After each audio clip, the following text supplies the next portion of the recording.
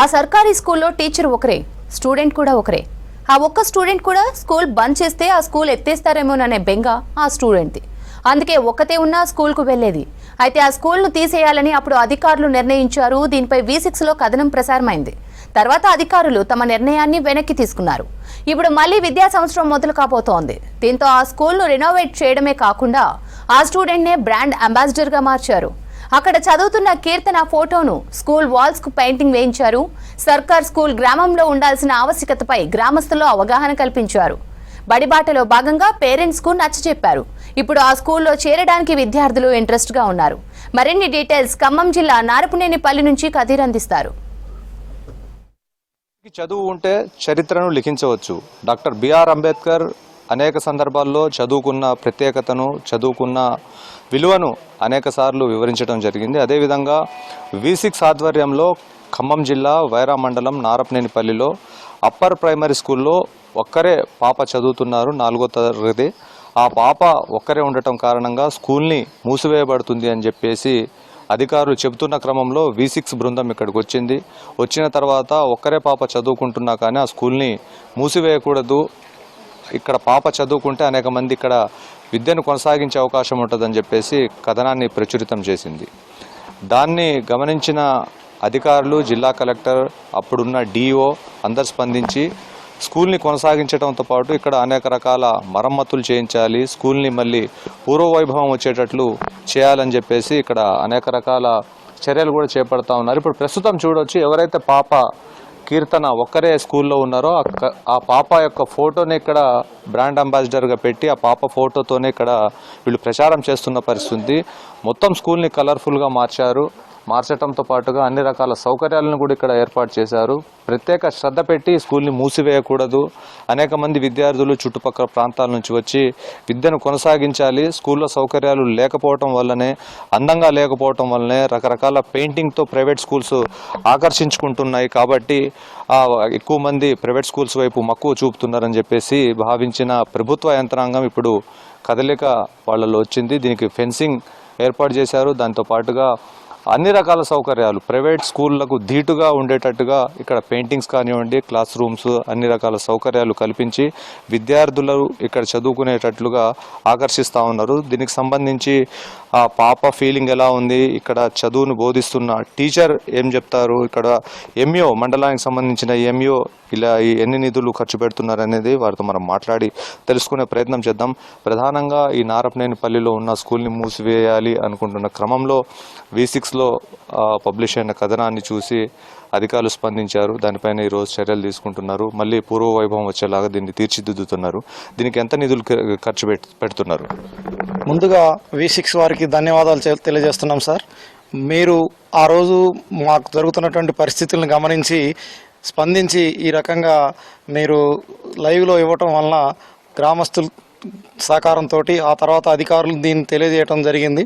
దీంతో మేము అధికారుల దృష్టికి వచ్చినప్పుడు గౌరవ కలెక్టర్ గారు అలాగనే DO గారు పాఠశాలను సందర్శించి పాఠశాలకి కావలసినటువంటి ప్రత్యేకమైనటువంటి మరమ్మతులు కానివ్వండి, నిధులు కానివ్వండి, ఆకర్షణీయంగా ఉండేటటువంటి తీర్చిదిద్దాలనేటువంటి దాంతో ఉత్తర్వులు ఇవ్వటం జరిగింది.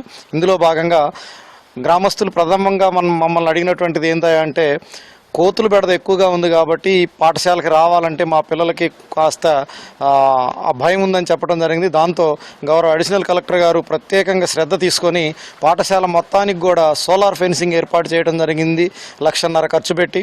అలాగనే చిన్న చిన్న మరమ్మతులు అయితేనేమి మిగతా అన్నీ కూడా ఉంటే పాఠశాలను పూర్తిగా అటు కిటికీలు, దర్వాజాలు, అలాగనే సెల్ఫ్లు అన్నింటినీ కూడా రిపేర్ చేయించుకోవటం కోసం, అట్లానే కరెంటుకు సంబంధించి మొత్తం కూడా ఉన్నటువంటి అన్నీ సెట్ చేయడం కోసం 1 లక్షన్నర వరకు ఖర్చు పెట్టుకున్నాం.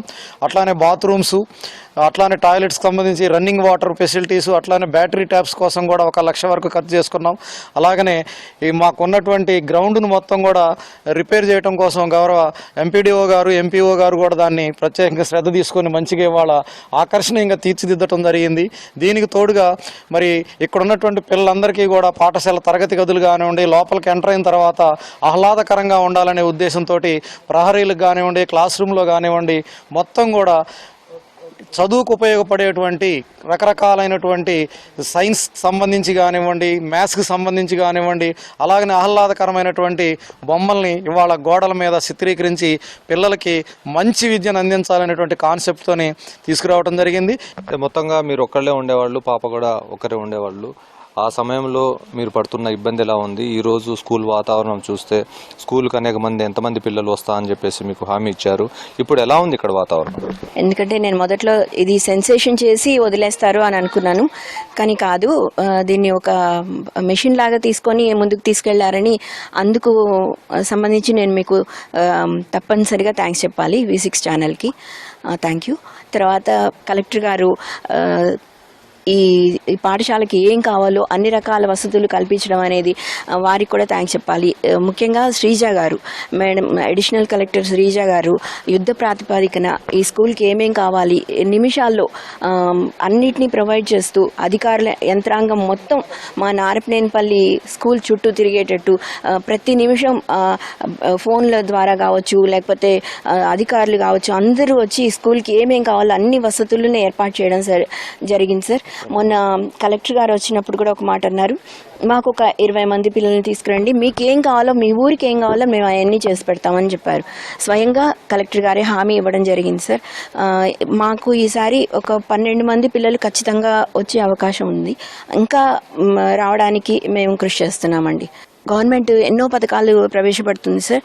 అందులో మా స్కూల్కి వచ్చే పిల్లలకి ఏదన్నా కొంచెం ప్రయారిటీ ఇస్తే ఇంకా అడ్మిషన్స్ చాలా బాగా జరుగుతాయి. మేము చెప్పిన దానికన్నా స్కూల్ని ఇంత అభివృద్ధి చేసినా కూడా మోటివేషన్ తక్కువ ఎందుకు ఉంది అంటే మీ ద్వారా, మీ పథకాల ద్వారా ఏమైనా చేయగలిగితే తప్పనిసరిగా అడ్మిషన్స్ పెంచగలుగుతామని నేను అనుకుంటున్నాను సార్. మొదటి నుంచి తను ఒక్కరే స్కూల్కి వస్తుంది, ఒక్కరే వస్తున్న కారణంగా ఈ స్కూల్ మూసివేస్తున్నారు అని చెప్పేసి మనం ప్రసారం చేసినాం ఆ కథనం. అయితే ఇప్పుడు ఈ స్కూల్లో ఈ పాపే బ్రాండ్ అంబాసిడర్. ఎందుకంటే వెనుక పెయింటింగ్ ఏదైతే ఉందో ఆ పాపకు సంబంధించిన పెయింటింగే. ఆ పాపకు సంబంధించిన పెయింటింగ్ వేసి ఈరోజు వీళ్ళు ప్రచారం చేస్తున్న పరిస్థితి ఉంది. అంటే తన స్కూల్కి తానే బ్రాండ్ అంబాసిడర్గా మారి ఈరోజు అనేక మంది విద్యార్థులు ఇక్కడికి వచ్చి చదువుకునేలాగా చిన్నారి ఆకర్షించుకుంటున్న పరిస్థితి ఉంది. అసలు తన మాటల్లో మనం అడిగి తెలుసుకుందాం. నాని, ఎలా ఉంది ఇప్పుడు స్కూల్, ఎలా కనిపిస్తుంది నీకు? నాకైతే సంతోషంగా. పొద్దున్న ఏం తిన్నావు? బోండా తిన్నావా? మధ్యాహ్నం ఏం తింటావు? మధ్యాహ్నం అన్నం తింటా. మీ ఇంటికి టీచర్లు వచ్చారా? వచ్చారా?